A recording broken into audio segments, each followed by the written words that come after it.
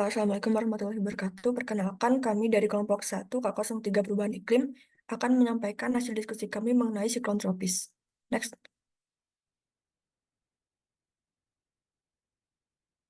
Berikut ini adalah anggota dari kelompok 1. Next.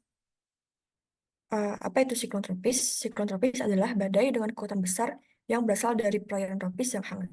Siklon tropis ini dikarakterisasi dengan tekanan atmosfer yang rendah, angin kencang, serta hujan lebat, dan dapat menghasilkan angin dengan kecepatan 119 km per jam dengan radius 150 hingga 200 km. Siklon tropis ini dinamakan dengan penamaan yang berbeda bergantung dengan daerah yang berbeda. Ada hurricane, typhoon, dan siklon tropis atau siklon, namun merujuk pada badai yang jenis yang sama. Selanjutnya, faktor-faktor yang memengaruhi pembentukan siklon tropis. Yang pertama adalah temperatur. Temperatur permukaan laut yang berada di suhu 26 derajat Celcius menyebabkan atmosfer mengalami perubahan konformasi yang menuju pada ketidakstabilan atmosfer dalam menahan panas dan badai. Selain itu, ada perbedaan suhu, di mana perbedaan suhu yang tinggi menyebabkan panas dapat keluar dengan kondensasi dan menyebabkan terjadinya badai. Yang ketiga, ada kelembaban yang tinggi.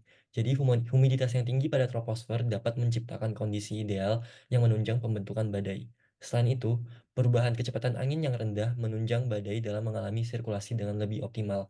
Dan yang terakhir, siklon tropis umumnya muncul pada jarak 555 km dari ekuator, jarak di mana terdapat gaya Coriolis yang sudah cukup kuat untuk memulai terjadinya sirkulasi. Next.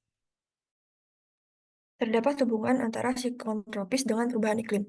Yang pertama, peningkatan temperatur akibat gas rumah kaca, terutama di perairan, akan menyediakan energi untuk pertumbuhan siklon tropis. Akibatnya, kecepatan angin lebih tinggi. Yang kedua, atmosfer yang hangat akibat perubahan iklim dapat menyebabkan kelembaban yang lebih tinggi, sehingga siklon tropis lebih parah dengan curah hujan yang lebih intens.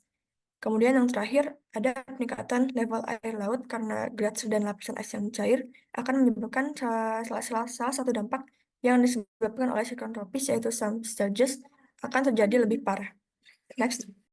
Siklon tropis dapat terbentuk dalam beberapa tahap.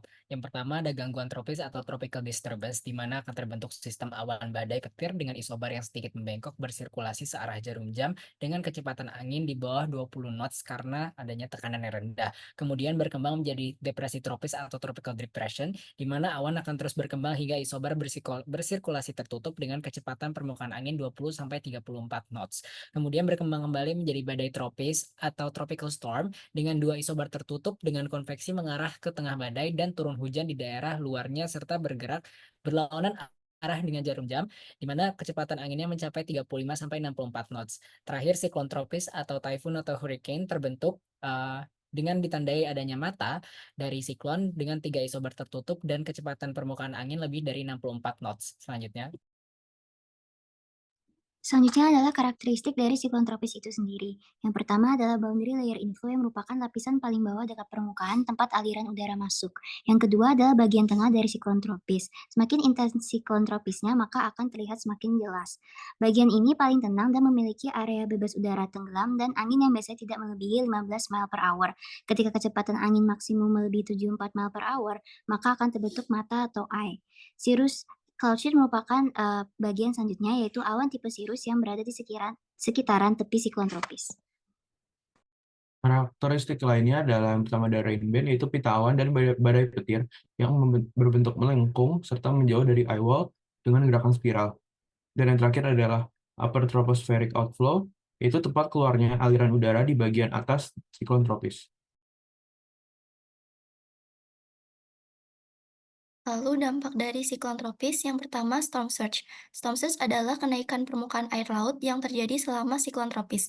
Kondisi ini disebabkan oleh angin badai yang menyebabkan sirkulasi vertikal di lautan, terutama saat badai mencapai perairan dangkal dekat pantai, sehingga sirkulasi vertikal di dasar laut akan terganggu dan air mulai bergerak ke daratan.